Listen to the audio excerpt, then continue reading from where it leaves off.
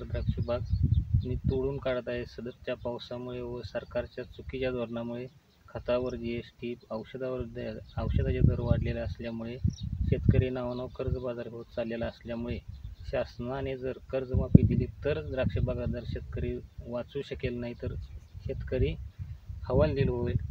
तसाच मी सरकारचा स्वीकार करतो.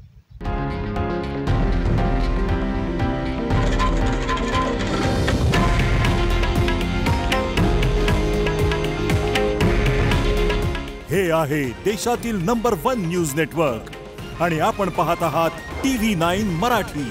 काळजी तुमची, हित महाराष्ट्राचं.